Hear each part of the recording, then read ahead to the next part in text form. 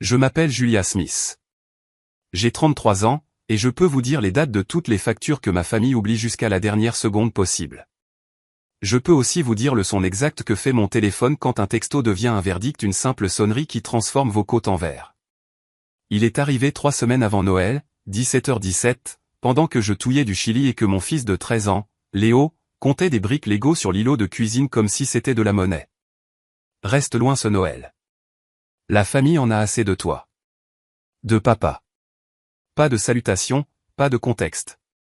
Point final assez tranchant pour faire couler le sang. Un battement plus tard, une notification du groupe de discussion familiale. Jessica, ma sœur, dorée depuis la naissance, a réagi avec un emoji rebondissant et riant. J'ai regardé fixement le petit visage jaune de dessin animé et j'ai senti quelque chose dans ma poitrine devenir très immobile, comme un lac juste avant qu'il ne gèle. « Tout va bien ?» demanda Léo, sans lever les yeux. « Ça va ?» mentis-je. J'ai touché l'écran avec un pouce qui ne me semblait soudain plus faire partie de mon corps et j'ai tapé, alors j'arrêterai de toucher aux factures. J'ai appuyé sur envoyer, et la cuisine s'est tue d'une manière lourde qu'on ne peut pas expliquer à un enfant. Une casserole bouillonnait. Le radiateur frissonnait. Dehors, décembre collait son visage aux fenêtres, embuant la vitre de son souffle lent et patient. Ils n'ont pas répondu. Pas tout de suite. Peut-être qu'ils pensaient que je bluffais. Les gens qui se disent qu'ils vous connaissent supposent toujours que vous êtes exactement qui ils ont besoin que vous soyez. J'ai posé mon téléphone et versé du chili dans des bols. Léo m'a parlé d'une vidéo scientifique sur la construction de minuscules ponts en pâte. Il voulait en essayer un après ses devoirs. J'ai acquiescé et j'ai continué à voir ce texto. Chaque mot disposé comme une ligne de ruban adhésif à travers une porte, reste loin. La famille en a assez de toi. Assez de quoi? Assez des transferts Venmo qui glissent hors de mon compte à 2h13 du matin parce que le paiement automatique n'est pas passé? Assez des prêts, juste jusqu'à vendredi, de Jessica qui se sont transformés en « Peux-tu couvrir les frais de retard ?» Assez de l'assurance camion de papa que j'ai mise à mon nom après qu'il n'ait pas trouvé l'identifiant, puis oublié de rechanger? Assez de mon « oui » silencieux chaque fois qu'il m'offrait une chance d'auditionner pour l'amour en le payant? J'ai fait la vaisselle et j'ai séché mes mains sur une serviette qui avait un cardinal d'hiver imprimé dessus. Puis j'ai emmené mon téléphone sur le canapé et j'ai ouvert le dossier des factures. Oui, un vrai dossier sur mon écran, comme si je déboutonnais un petit sac à main chargé. Prêt étudiant J. Davis paiement automatique. Assurance camion G. Smith retiré carte. Assurance auto J. Davis retiré carte. Service public, eau, électricité, internet, la maison de papa, annuler les paiements, supprimer la méthode enregistrée. Service de streaming que j'avais installé pendant la pandémie pour qu'ils ne se sentent pas isolés disparu en 2 clics. Même le cousin dans la chambre d'amis, identifiant Wi-Fi réinitialisé. Je l'ai imaginé clignant des yeux devant une roue qui tourne et je me suis presque senti mal, puis je me suis souvenu de la fois où il a dit devant tout le monde, « Ça ne dérange pas Julia. » Elle aime ça, comme si trimballer les gens était mon hobby. Le groupe de discussion vibrait d'une vie idiote, des mèmes, une photo d'une couronne de Noël tordue, Jessica postant un TikTok d'une fille faisant un balancement de hanche avec la légende « Mood ». Papa a ajouté un pouce levé. Il célébrait, et il ne savait toujours pas que les lumières sous leur toit faibliraient le 30, et que les cartes d'assurance seraient refusées sans le fantôme silencieux de ma carte de débit. Mon téléphone a vibré. Ethan, hey, tu vas bien? Ton père a posté un truc bizarre. Bien sûr, il l'a vu. Ethan avait une façon de coller son oreille à toutes les portes. Mon quoi? Mon ex-petit ami. Si vous demandez des étiquettes, l'homme qui m'a dit « on peut arranger ça », puis est retombé dans les messages de Meghan à 2h du matin pendant un mois, appelant ça « la closure ». Il ne me manquait pas, il lui manquait d'avoir un endroit où poser son poids. J'ai verrouillé mon écran et j'ai posé le téléphone face contre table. Mes mains étaient plus stables que je ne l'aurais cru. Pas de colère, autre chose. Un levier qui se déplace, un panneau qui se glisse en place avec un clic satisfaisant. Voici ce que je n'avais dit à personne, pas même à maman, quand elle était assise à ma table de cuisine et pliait des serviettes pour combler le silence des choses que nous ne disions pas, c'était censé être l'année où j'aurais réussi. J'avais trouvé une Toyota Corolla argentée, impeccable, 11 200 $ en espèces, le titre déjà imprimé avec Jessica Davis écrit dessus comme une couronne.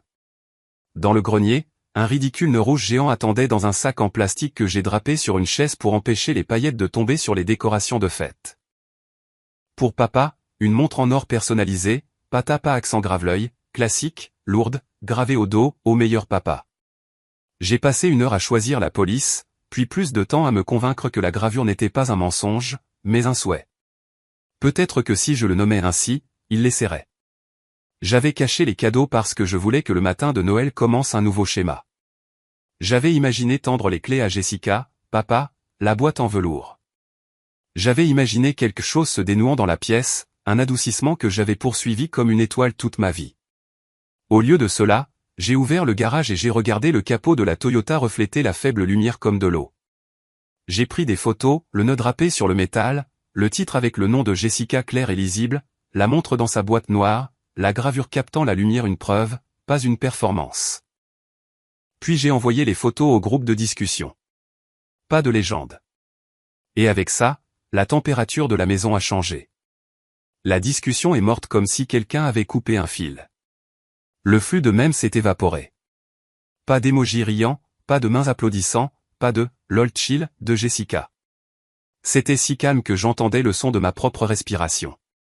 1 minute. 5-12. Je pouvais les sentir à des kilomètres, fixant leurs écrans, essayant d'orchestrer une réponse. Je leur avais donné un miroir et une horloge à la fois. Les cadeaux n'étaient pas une flex. Ils étaient une radiographie. Chaque côte de moi visible. Chaque « oui », « non » remercié exposé. Maman, dit Léo depuis le couloir. Tu penses que je devrais utiliser des spaghettis ou des pièces pour le pont? Des spaghettis, dis-je, et ma voix me surprit en sonnant normal. Meilleure tension. Nous avons construit le pont sur l'îlot de cuisine pendant que la nuit glissait sur les fenêtres comme un rideau. De temps en temps, mon téléphone s'allumait avec un nouveau statut, vu, dans la discussion. Papa vu. Jessica vu. Tante Linda vu. Oncle Marc vu. Silence comme de la neige. À 20h04, la première fissure. Tante Linda, Julia. C'est réel? 20h05, Oncle Marc, tu leur as acheté une voiture? 20h06, cousin a envoyé le visage avec la tête qui explose et puis, attends, qu'est-ce qui se passe? Je n'ai pas répondu. Pas encore. J'attendais les deux dont les noms comptaient. J'avais appris à la dure que répondre avant que les gens ne montrent leur vérité était la garantie que vous entreriez directement dans leur scénario. À 20h08, maman, je suis tellement désolé. Juste ça. 3 mots qui ont fait que le Chili s'est assis comme une pierre. Maman, la pacificatrice, la réparatrice discrète, la femme qui s'excusait pour les tempêtes parce qu'elle avait l'impression que le temps était en quelque sorte de sa responsabilité. Son texto a fait que quelque chose en moi a fait mal puis s'est installé. À 20h12, le ton a changé. La conversation se transformant en fureur. Tante Linda encore, mais plus fort, pourquoi Greg a envoyé ça? Pourquoi Jessica rit? Julia paie vos factures depuis des années. La tante encerclait. Les oncles qui étaient restés en dehors ont trouvé leur voie.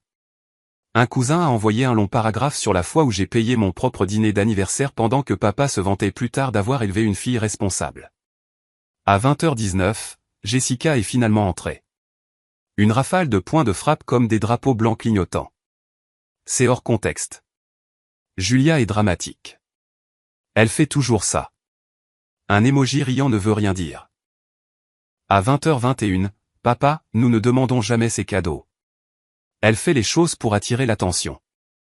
Les drames familiaux n'ont pas besoin d'être publics. C'était là. La thèse de sa vie. Pas ne blesse pas les gens, mais ne laisse personne le savoir. Pas ne prend pas, mais ne te fais pas prendre en train de prendre. Je peux le tester? Demanda Léo, faisant référence au pont de spaghettis. Pas encore, dis-je. On laisse la colle sécher, sinon le poids le fait se plier. Cela semblait sage, même pour moi. Laissez-le sécher. Ne vous précipitez pas dans de vieux réflexes, en expliquant, en adoucissant, en vous pliant dans une forme que d'autres personnes pourraient mettre sur une étagère. Toute ma vie avait été de me précipiter avec du ruban adhésif métaphorique et une carte de crédit. Ce soir, j'ai laissé la structure tenir ou échouer sur la vérité de ce qu'elle était. À 20h32, mon téléphone a sonné. Maman. Je n'ai pas répondu. Il a sonné à nouveau. J'ai décroché. Elle n'a pas dit bonjour. Je pouvais l'entendre respirer. L'horloge de la cuisine chez elle qui faisait tic-tac comme elle l'avait toujours fait, stable comme un métronome en arrière-plan. J'arrive, dit-elle, d'une voix petite mais ferme. Ne discute pas, je ne l'ai pas fait. Quand elle est arrivée, elle portait une tarte. Bien sûr, elle le faisait, les bords dorés et imparfaits. Elle l'a posée sur le comptoir comme une offrande et s'est assise sans enlever son manteau. Nous avons regardé le téléphone briller sur la table entre nous, éclairant la pièce par courtes respirations pulsées. Ils vont essayer de déformer ça, dit-elle finalement, les yeux sur l'écran. Ils diront que tu as mal interprété. Ils te demanderont de supprimer. Ils promettront de te rembourser un jour. Ils parleront de la fois où tu as oublié une carte d'anniversaire de 14 ans comme si c'était la même chose qu'une année de loyer. Je sais, dis-je, et je le savais. Je connaissais la chorégraphie, déni, confusion, culpabilité, puis une demande. Peut-être une grosse demande s'ils étaient assez désespérés. Quelque chose qui m'attacherait pour une autre année. Ce qu'ils ne savaient pas, c'est que j'avais déjà fait 2 listes dans ma tête. L'une était tout ce que j'avais fait pour eux. L'autre était tout ce que je ferais pour Léo avec ce même argent. Une liste me donnait l'impression de couler. L'autre me donnait l'impression d'une porte. À 21h04, la discussion s'est à nouveau tue. Un silence avec du poids, comme si tout le monde était dans une pièce où l'air s'était raréfié. J'ai regardé maman. Elle m'a regardé. Pour la première fois depuis longtemps, je ne me préparais pas à l'impact. Je regardais pour la clarté. J'ai ouvert ma pellicule et j'ai fait défiler les images de la Toyota et de la boîte de montre en velours jusqu'à une photo que j'avais prise sans réfléchir la semaine précédente, Léo avec un bonnet en tricot trop grand pour lui, souriant les yeux plissés, encadré par une ligne de rennes en plastique dans une vitrine de magasin. J'ai senti quelque chose bouger. Pas de colère, pas de triomphe, une direction. On peut le tester maintenant, demanda Léo depuis l'îlot, d'une voix pleine d'espoir. Oui, dis-je, en me levant. Voyons ce qu'il peut supporter. Il plaça des pièces sur le pont de spaghetti une par une, de petits pois de cuivre et de nickel. L'arche trembla puis tint bon. Nous avons ri, leçon facile. Le téléphone vibra encore et encore, mais pour un moment nous l'avons laissé faire. La structure pouvait attendre. La colle séchait encore. La vérité n'allait nulle part. Quand le rire s'est apaisé, j'ai pris mon téléphone et j'ai tapé un message. Pas à papa, pas à Jessica, mais à toute la conversation. Pas une explication, pas une défense.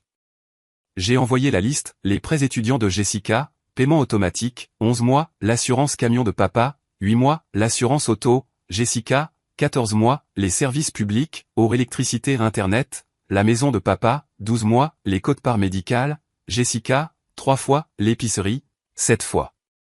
Service de streaming tout ligne par ligne, date par date. Un registre d'affection confondu avec une obligation. J'ai appuyé sur envoyer. Les poings ont cessé de danser. La conversation s'est figée. Et dans ce silence, pour la première fois de la journée, j'ai ressenti quelque chose comme le soleil d'hiver sur la peau. Fin maisonnette. J'avais retiré ma main de l'interrupteur, et la pièce se montrait pour ce qu'elle était. Le pont a tenu. La maison a expiré. La conversation est restée silencieuse. J'ai posé le téléphone et j'ai coupé 2 parts de tarte. Test réussi, demanda maman doucement. Pas encore, dis-je, et j'ai souri sans le vouloir. Mais ça le sera. Le lendemain matin, je me suis réveillé dans le silence. Pas de joyeux message de Noël, pas de mème, pas d'excuses, juste la lumière grise de l'hiver coupant à travers les stores et le bourdonnement du réfrigérateur. Léo était déjà levé, assis en tailleur sur le canapé avec une manette dans sa main. La télé scintillait doucement pendant qu'il construisait quelque chose de pixelisé et de parfait. Il avait l'air paisible, non touché par le genre de blessure qui se faufile à travers les conversations de texte familiales. Je voulais que ça reste comme ça. Mon téléphone a vibré à 7h42. Jessica, Julia, s'il te plaît ne fais pas ça. Tout est un malentendu. L'émoji riant n'était pas à propos de toi. Puis un autre, long, désespéré, parsemé de fautes de frappe. Le message de papa est sorti de travers. Il était bouleversé, mais il ne voulait pas dire reste loin. Il se sentait pas apprécié. S'il te plaît, ne gâche pas Noël à cause de ça. Je l'ai lu 2 fois, non pas parce que j'envisageais le pardon, mais parce que j'étais curieuse de voir jusqu'où elle se tordrait pour éviter de dire la seule chose qui comptait, j'ai eu tort. Elle ne l'a jamais dit. 10 minutes plus tard, papa est intervenu. Je pense que tu as exagéré. Personne ne doit rien à personne. Les drames familiaux n'ont pas besoin d'être publics. Bien sûr, le nom de la famille comptait plus que la vérité. J'ai regardé leurs mots, sentant le vieux réflexe, cette douleur familière qui me donnait envie d'expliquer, de calmer, de réparer, commençait à remonter dans ma gorge. Je l'ai avalé. Au lieu de ça, j'ai fait défiler vers le haut à travers le groupe de discussion. Le silence des autres racontait sa propre histoire. Le dernier message de tante Linda, Julia paie vos factures depuis des années, était toujours là, non contesté. Personne n'osait être en désaccord maintenant que les reçus étaient en évidence. J'ai pris une inspiration, j'ai ouvert mon dossier de photos et j'ai regardé les images à nouveau. La Toyota avec son nœud rouge, la montre brillant dans sa boîte en velours. Les deux avaient été des symboles d'espoir, la preuve que l'amour pouvait être acheté si je donnais juste assez. Maintenant, ils étaient des preuves. À 8h05, mon cousin m'a envoyé un message privé. On a tous vu. On ne se rendait juste pas compte jusqu'à quel point ça allait. Je suis désolé qu'on n'ait jamais rien dit avant. Celui-là a brisé quelque chose de petit et de silencieux à l'intérieur de moi parce que j'avais toujours soupçonné qu'il savait. Tout le monde dans cette famille savait. Ils ont juste détourné le regard. J'étais le cheval de trait silencieux, la personne responsable, la maman célibataire fiable qui ne demandait jamais d'aide. Et maintenant qu'il ne pouvait pas le nier, il ne savait pas quoi faire de la vérité. Tante Linda m'a envoyé un texto ensuite. Si tu as besoin de moi, je suis là. Tu en as assez fait pour eux, Julia. Il est temps de prendre soin de toi pour une fois. Ces mots étaient comme une main sur mon épaule. Je ne m'étais pas rendu compte à quel point j'avais besoin de ça. À 9h, j'avais fait du café, nettoyé la cuisine et commencé à imprimer les reçus. Des copies papier réel, 12 pages de long, un petit rituel de finalité. Je les ai empilés soigneusement et je les ai glissés dans un dossier étiqueté « Famille ». L'acte me semblait à la fois absurde et libérateur, comme documenter les conséquences d'une tempête à laquelle vous vous étiez enfin échappé. Pendant que l'imprimante travaillait, j'ai vérifié mes messages à nouveau. Un nouveau d'Ethan. Hey, ton père et ta sœur postent des trucs bizarres. Tu vas bien? J'ai presque ri. C'était là encore. L'inquiétude déguisée en curiosité. Il s'en fichait pas vraiment, il voulait juste jeter un coup d'œil au chaos comme si c'était un spectacle en direct. Julia, je vais bien. T'es sûr? Je pourrais passer si tu veux parler. Pas besoin. Il a répondu avec un seul pouce levé. J'ai fixé l'icône pendant une seconde. Drôle de voir comment ce même emoji avait tout déclenché. Maman est arrivée vers 10h. Sans avertissement. Même code que la nuit dernière, mais cette fois elle a apporté des muffins. Elle les a posés sur le comptoir, a enlevé ses gants et a soupiré. Il pète les plombs, dit-elle. Ton père essaie de dire à tout le monde que tu as piraté ses comptes. J'ai failli recracher mon café. Piraté? J'étais son compte. Je sais, dit-elle, en se frottant le front. Mais il panique. Les parents ne prennent pas son parti, et Jessica pleure à qui veut l'écouter. Elle pleure toujours, dis-je doucement, mais seulement quand elle est prise. Maman grimaça. Tu n'as pas tort. Nous sommes restés silencieuses pendant un moment. Léo est descendu, les cheveux en désordre, tenant son pont de pâte à moitié terminé comme un trophée. Il a tenu, dit-il fièrement. J'ai mis toutes les pièces dessus, et il n'a pas cassé. J'ai souri. Je savais qu'il tiendrait. Il sourit et remonta. Maman le regarda partir. Il a de la chance, dit-elle. Il a eu ta patience. Ou peut-être qu'il n'a juste pas encore quelqu'un qui lui prend, dis-je. Maman ne discuta pas. Son téléphone vibra sur la table. Elle y jeta un coup d'œil, soupira et le fit glisser. Jessica, dit-elle. Tu devrais voir ce qu'elle dit avant que ça n'empire. J'hésitai, puis lus les messages. Je ne voulais pas rire. Je pensais que le message de papa était à propos d'autre chose. Julia est toujours si sensible. Je n'arrive pas à croire qu'elle nous embarrasserait comme ça. Elle a gâché Noël sans raison. C'était l'excuse de Jessica. Pas désolé pour ce qu'elle a fait, juste désolé que je ne la laisse pas passer. Puis un autre texto est apparu de papa, dis-lui que je suis prêt à parler si elle veut être raisonnable. Raisonnable? Ce mot était autrefois malaise. J'ai posé le téléphone. Maman, tu n'as pas à servir de médiateur à ça. C'est entre eux et leur reflet. Je sais, dit-elle doucement mais fermement. Mais tu sais aussi comment ton père devient quand il se sent acculé. Je sais, dis-je. Mais c'est lui qui a construit les murs. Elle me regarda longuement, le genre de regard qui disait qu'elle voulait discuter mais savait que j'avais raison.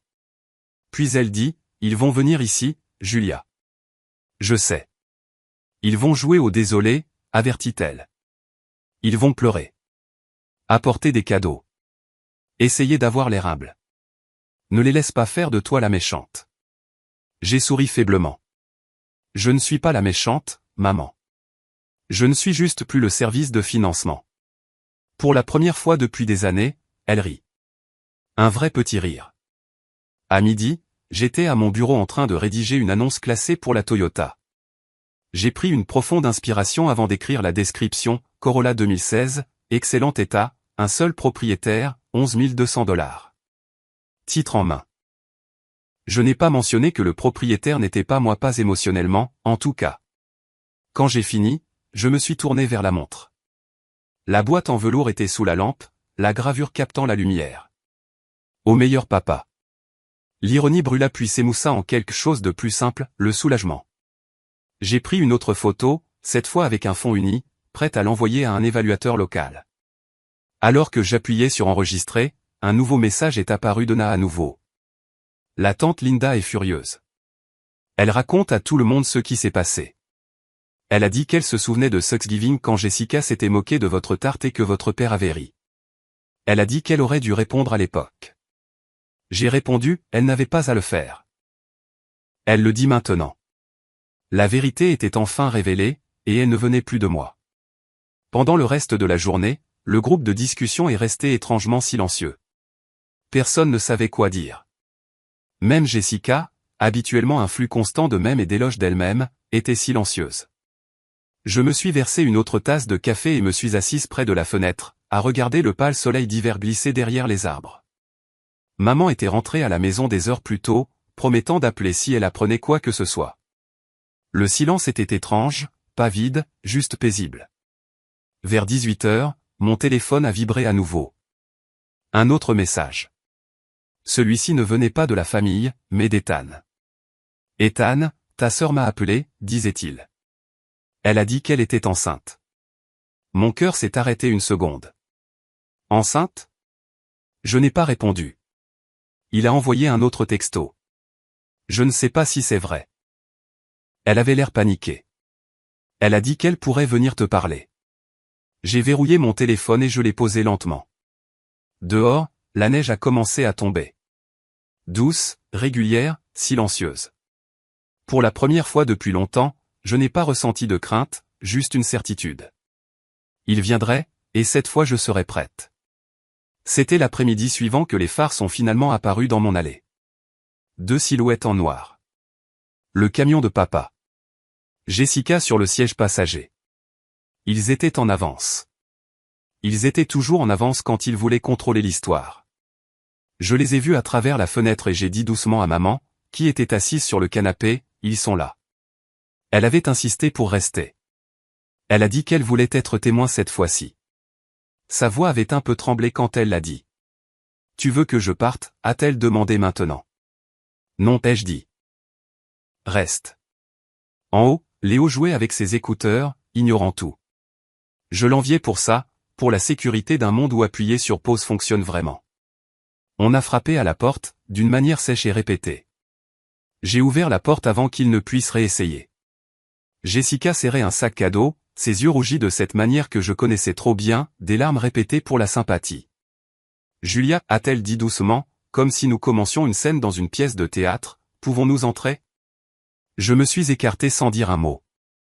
L'air a changé quand ils ont franchi le seuil, plus froid en quelque sorte, malgré le chauffage.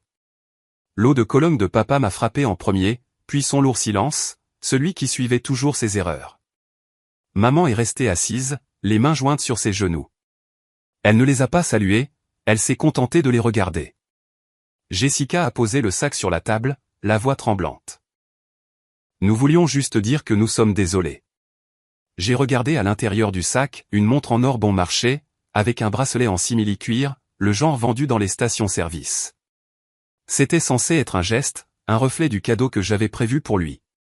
Je l'ai sorti, j'ai regardé la gravure de travers au dos. Le meilleur papa du monde. C'était presque drôle. Je l'ai remise dans le sac et je l'ai fait glisser sur la table vers elle. Pas besoin, ai-je dit. Tu en as déjà un. Jessica a cligné des yeux.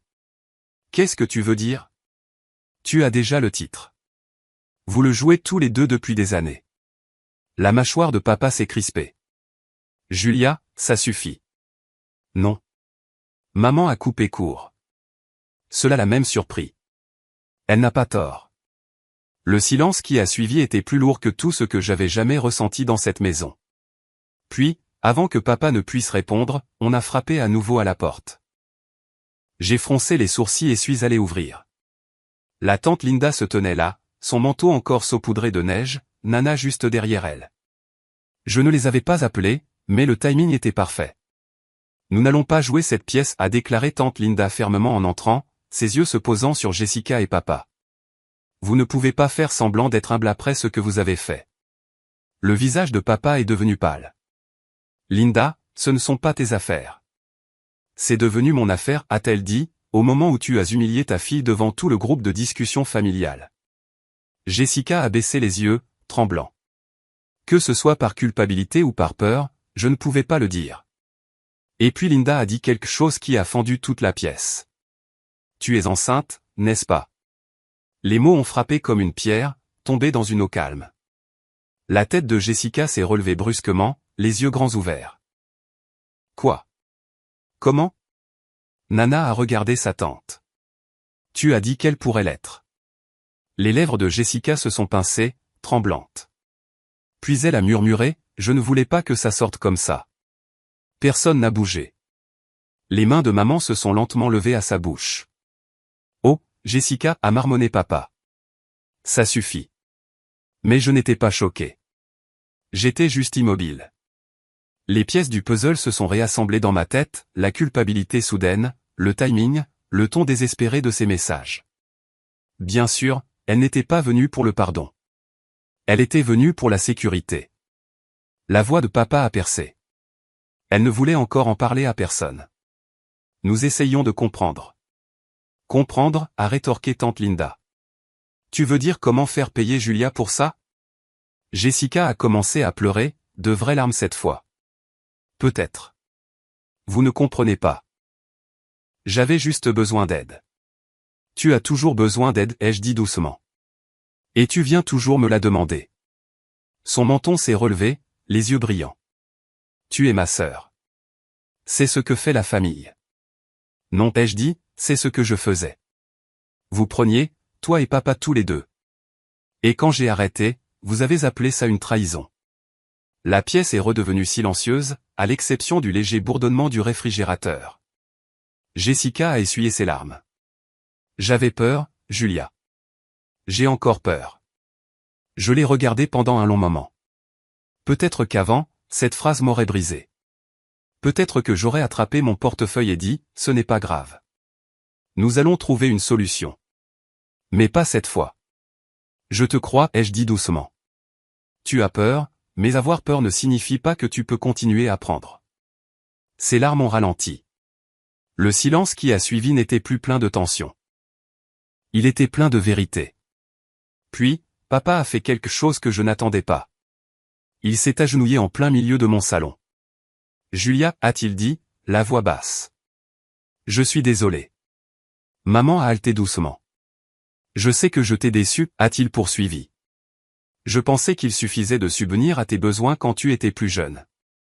Je ne me rendais pas compte à quel point tu donnais encore en retour, à quel point nous prenions les choses pour acquises. C'était la première chose honnête que j'entendais de lui depuis des années. Et pendant une fraction de seconde, je l'ai cru. Pas parce qu'il était soudainement un homme nouveau, mais parce qu'il n'avait pas d'autre choix. Sa réputation, son image, s'effondrait déjà. Il ne restait plus que la vérité. Jessica s'est approchée.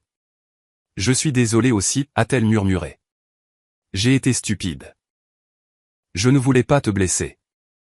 Je l'ai regardée, la fille qui tressait mes cheveux, qui empruntait mes vêtements, qui est devenue la femme qui s'est moquée de moi dans un groupe de discussion familiale. Je te pardonne, ai-je dit finalement. Mais le pardon ne signifie pas l'accès. Vous ne pouvez pas revenir dans ma vie avec les mêmes règles. Les comptes sont clos, Jessica. Pas par haine, par respect de soi. Elle a hoché la tête, les yeux humides. Papa est resté silencieux, ne sachant pas où regarder. Tante Linda a croisé les bras. Bien. Alors, c'est réglé. Jessica a attrapé le sac à dos, mais je l'ai arrêté. Laisse-le, ai-je dit. Ce n'est pas réel, tout comme tes excuses l'étaient. Son visage s'est effondré, et pendant un moment, j'ai pensé qu'elle allait se défendre, mais elle ne l'a pas fait. Elle s'est retournée, a enfilé son manteau et est sortie sans dire un mot de plus. Papa a suivi, plus lentement, plus vieux en quelque sorte. Quand la porte s'est refermée derrière eux, la pièce s'est sentie plus légère. Maman a expiré en tremblant. Je ne pensais pas qu'il dirait réellement désolé. Moi non plus, ai-je dit. Tante Linda a souri faiblement. Eh bien, c'était en retard d'environ 20 ans. Nous avons ri, petits, fatigués, mais réels. Alors que le rire s'estompa, je me suis dirigé vers la fenêtre. Jessica et papa se tenaient près du camion, se disputant dans le froid. Leur silhouette était sombre sur la neige. Maman, Nana, rejoignez-moi. Tu te sens mieux, a dit tante Linda. Pas mieux, ai-je dit. Juste fini. Fini, c'est bien. Tante Linda a hoché la tête. Nous avons regardé le camion s'éloigner, ses feux arrière disparaissant dans le blanc. Et pour la première fois depuis longtemps, je n'avais pas envie de les poursuivre. Plus tard dans la nuit, j'ai couché Léo. Il a levé les yeux, somnole. Maman, est-ce qu'on va encore au magasin demain? Tu as dit qu'on regarderait la nouvelle console. J'ai souri. Oui. Elle attend déjà. Parce que ce qu'il ne savait pas, ce que personne n'avait jamais pensé à demander, c'est que j'avais déjà utilisé l'argent de la voiture et de la montre pour acheter autre chose, quelque chose qui comptait. Un Noël juste pour nous. Sans culpabilité, sans condition, juste la paix. Les jours suivants ont été comme se tenir dans le calme après une tempête. Pas la paix exactement, plutôt un silence avec des bords. Papa n'avait pas appelé. Jessica n'avait pas envoyé de message, mais maman envoyait un texto chaque matin pour prendre des nouvelles. Comment te sens-tu aujourd'hui? Et chaque jour, je répondais de la même manière, plus légère. Ce n'était pas entièrement vrai. Je n'étais pas encore légère, mais l'air dans ma maison était enfin respirable. Léo était dans le salon en train de construire une tour Lego qui n'arrêtait pas de pencher vers la gauche. Ce n'est pas juste, a-t-il marmonné en pressant les briques ensemble. Chaque fois que je la répare, elle retombe. Tu apprends les fondations, ai-je dit en souriant faiblement. Si la base n'est pas solide, le reste ne peut pas tenir. Il m'a regardé avec curiosité. Comme les gens? Exactement comme les gens. Je l'ai regardé pendant un long moment et j'ai pensé à combien j'avais dépensé à essayer d'être la fondation pour tous les autres. Pour papa, pour Jessica, même pour Ethan une fois. J'avais supporté le poids de tout le monde jusqu'à ce que je craque. Maintenant, je reconstruisais, brique par brique, mais pour nous cette fois. Cet après-midi, j'ai mis la Toyota en vente. En quelques heures, un acheteur m'a envoyé un message offrant de l'argent comptant et un enlèvement le lendemain. J'ai regardé l'écran pendant un moment avant de taper « D'accord ». C'était étrange à quel point c'était définitif. Cette voiture était censée être ma trêve, mon offrande, ma preuve que je pouvais aimer assez pour gagner à nouveau une place à la table. Maintenant, c'était mon papier de liberté. Au coucher du soleil, maman a appelé à nouveau. Sa voix était plus douce que d'habitude. Jessica est silencieuse, a-t-elle dit. Trop silencieuse. Elle est en train de digérer, ai-je dit froidement. Elle a peur, a murmuré maman. À propos du bébé, à propos de tout. J'ai fermé les yeux. Elle a fait des choix, maman. Je ne peux pas continuer à nettoyer ses conséquences. Je ne te demande pas de le faire, a dit maman doucement. Je te le dis juste pour que tu ne sois pas prise au dépourvu. Je ne le suis plus jamais, ai-je dit. Mais plus tard, quand j'ai éteint la lumière de la cuisine, je n'arrivais pas à me débarrasser du sentiment que quelque chose d'inachevé planait dans l'air. Le lendemain, la neige est tombée à gros flocons. L'homme qui achetait la voiture est arrivé tôt. J'ai regardé depuis la fenêtre la Corolla argentée quitter mon allée, le nœud rouge toujours sur le siège arrière, inutile maintenant. Elle était partie, et avec elle une version de moi dont je n'avais plus besoin. J'ai fait du cacao pour Léo et moi, je me suis assise près de la fenêtre et j'ai finalement ouvert mon ordinateur portable pour consulter les messages. Il y en avait des dizaines de parents, de collègues, même de vieux amis qui avaient vu le drame familial se répandre sur Facebook par des murmures. La plupart étaient encourageants. Quelques-uns étaient sournois. L'un disait, « La famille, c'est compliqué. Peut-être n'aurais-tu pas dû rendre ça public. » J'ai souri à ça parce qu'il ne comprenait pas. Je n'avais pas rendu ça public. J'avais juste arrêté d'être silencieuse. Ce soir-là, au moment où j'éteignais les lumières, les phares ont balayé à nouveau le salon. Pendant une seconde, mon estomac s'est noué. J'ai regardé à travers les stores. La voiture de Jessica. Je n'ai pas bougé. J'ai juste regardé. Le moteur a tourné au ralenti, puis s'est arrêté. La porte s'est ouverte. Elle s'est tenue là pendant un moment dans la neige, serrant un manteau autour d'elle, visiblement tremblante. J'ai ouvert la porte avant qu'elle ne puisse frapper. « Julia » a-t-elle dit, la voix faible. Puis-je entrer ? J'ai hésité, puis je me suis écarté. 5 minutes. Ses yeux étaient rouges, ses joues brûlées par le froid. Elle ne ressemblait en rien à la sœur confiante qui entrait autrefois dans chaque pièce comme si elle lui appartenait. Je ne savais pas où aller d'autre, a-t-elle dit. Papa ne me parle pas. Il a honte, je crois. De toi ou de lui-même, ai-je demandé doucement. Elle a tressailli. Les deux, peut-être. Elle s'est assise à la table, serrant une enveloppe froissée. Je ne voulais pas te blesser. Vraiment pas. Je suis resté debout. Alors pourquoi rire? Je ne sais pas, a-t-elle dit, sa voix se brisant. C'était une habitude stupide. Tu as toujours été la plus sérieuse, la plus responsable. Et j'étais jalouse. Tu as toujours eu le contrôle, et on s'est toujours occupé de moi. J'ai fini, ai-je dit. Elle a hoché la tête misérablement. Ouais. Le silence s'est étiré. Finalement, elle a fait glisser l'enveloppe sur la table. C'est pour toi. J'ai hésité, puis je l'ai ouverte. À l'intérieur, il y avait une lettre, manuscrite, tremblante, pleine de lignes barrées. Ce n'était pas parfait, mais c'était réel. Elle a écrit à propos de la grossesse, de la peur qu'elle ressentait, de la façon dont elle avait passé des années à rivaliser avec moi pour l'approbation de papa, même quand je n'essayais pas. Comment elle avait cru que si elle faisait de moi le problème, elle pourrait être la solution. Puis elle a écrit, « Tu ne méritais rien de tout ça. » Je ne savais juste pas qui être d'autre.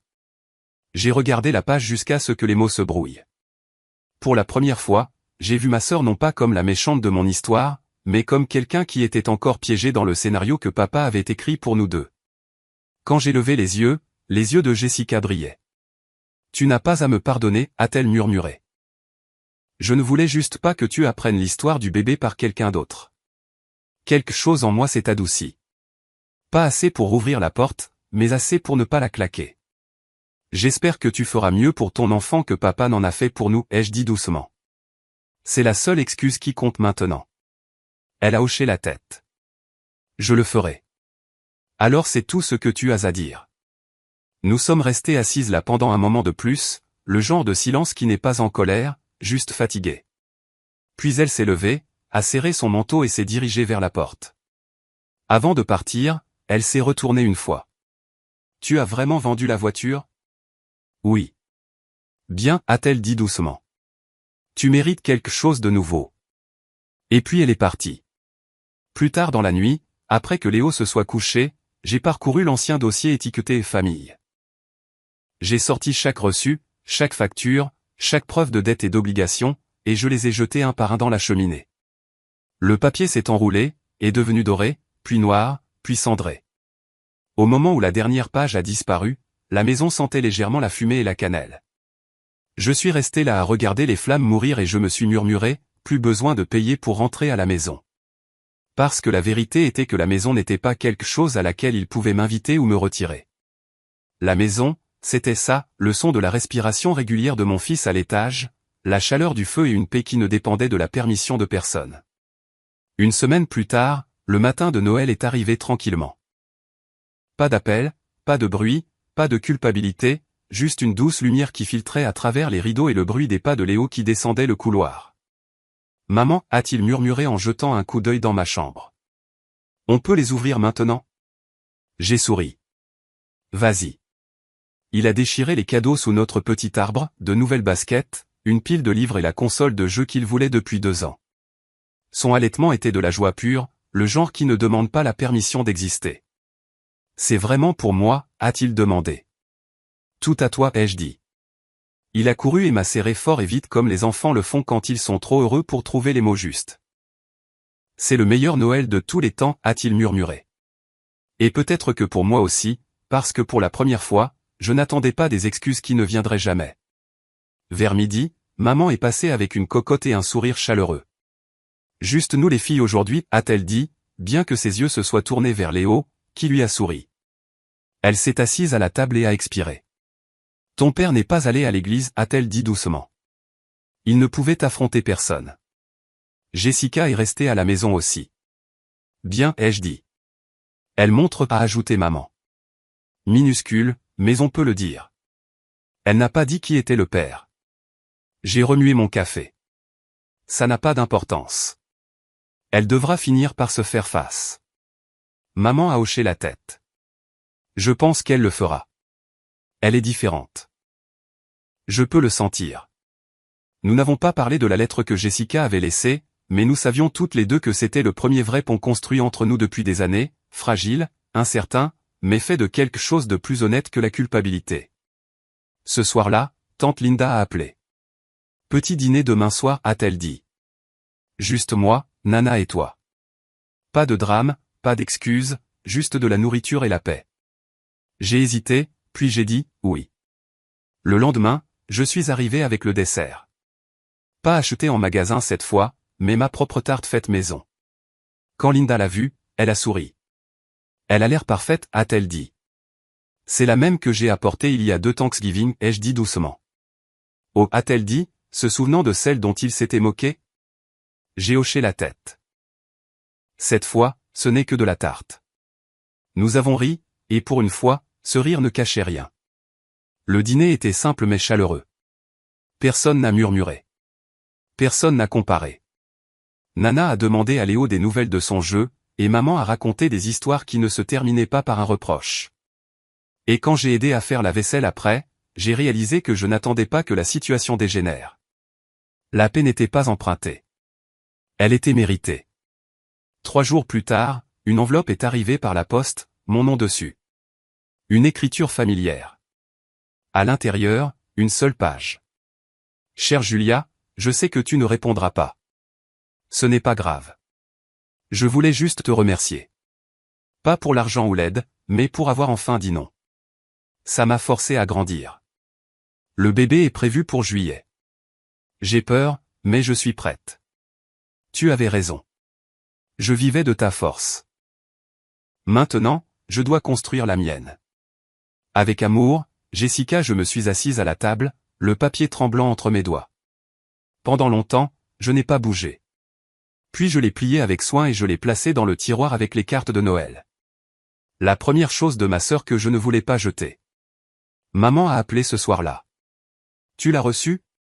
Oui. Qu'est-ce que tu vas faire? J'ai regardé vers la chambre de Léo où il riait de quelque chose sur sa console, le son résonnant dans le couloir comme un battement de cœur. Rien, ai-je dit. Parfois, la paix n'est pas une conversation, c'est un choix. Le soir du Nouvel An, la neige est retombée. La maison était calme, dorée par les lumières de l'arbre que je n'avais pas encore enlevé. Je me suis assise sur le canapé avec une couverture, regardant Léo construire un autre pont avec des bâtons de glace cette fois-ci. Tu penses qu'il tiendra? A-t-il demandé. Il n'y a qu'une seule façon de le savoir, ai-je dit. Il a placé une voiture jouée dessus. Le pont a vacillé, puis s'est stabilisé. Ça marche, a-t-il dit fièrement. J'ai souri. bien sûr que ça marche. Il a levé les yeux vers moi, les yeux brillants. Tu es vraiment heureuse, n'est-ce pas, maman? J'ai hoché la tête. Oui, mon chéri. Je le suis vraiment. Il a souri. Bien, parce que tu le mérites. Et juste comme ça, le monde s'est senti à nouveau bien. Simple, honnête, entier, parce que ce Noël, je n'avais pas acheté le pardon. Je n'avais réparé personne. J'avais juste choisi la paix et construit une fondation assez solide pour nous deux. Le feu a crépité, la neige est tombée et le calme n'était plus vide. Il était plein d'amour que je n'avais pas à gagner, plein de rires qui ne me coûtaient rien, plein du son de la voix de mon fils disant « Bonne année, maman ». Et cela enfin, c'était suffisant.